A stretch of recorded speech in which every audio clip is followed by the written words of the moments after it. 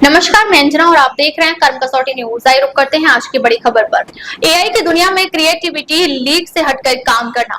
मशाल की झिलमिलाती रोशनी में दिखाई देते गुफा चित्रों से लेकर गोथिक कैथेड्रल की ऊंची मेहराबों तक समय को परास्त करते अजंता की भित्ति चित्रों से जापानी कॉलिग्राफी की ध्यान मग्न लिखावट तक हर युग और हर सभ्यता ने सृजनात्मक को नए अर्थ दिए हैं। यह सृजनशीलता उन महाकाव्यों में बसी रही जो लिखे जाने से पहले स्मृतियों में जीवित थे।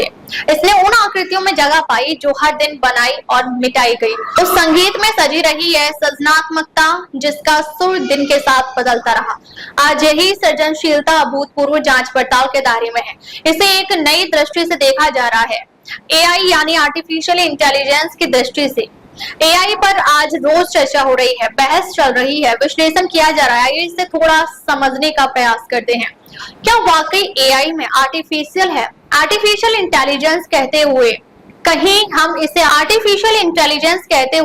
हम इसे आर्टिफिशियल कहकर कृत्रिम कहकर नीचा तो नहीं दिखा रहे होते हैं, या सिर्फ आलोचनात्मक तो नहीं होते हैं?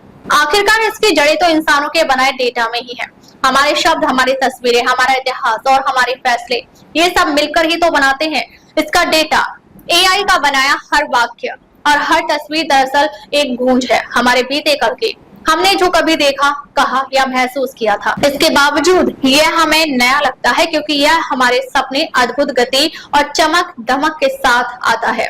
बुद्धि बुद्धिमत्ता का अंतर। इसके बाद है बुद्धि और बुद्धिमत्ता का अंतर। एक बुद्धिमान यानी इंटेलिजेंट व्यक्ति किसी खास परिस्थिति में ज्ञान, तर्क और अनुभव का इस्तेमाल करता है और बुद्धिमान कहलाता है।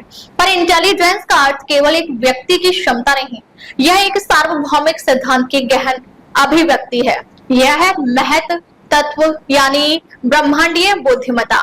यह अनंत है, मौलिक है, संदर्भ से परे समाप्त ना होने वाला ऐसा स्रोत जिससे ब्रह्मांड की सारी समझ निकली है। जीवन की प्रतिध्वनि। एआई से जीवन के सफर पर एक कविता लिखने के लिए कहिए, संभव है कि उसका लिखा कुछ यूं हो, रास्ता ही मंजिल है, सफर का आनंद लो। अब तक के लिए बस इतना ही, फिर मिलते हैं एक ऐसी ही बड़ी खबर के साथ। अब तक के लिए नमस्कार और देखते रहिए कर्म कसौटी न्यूज।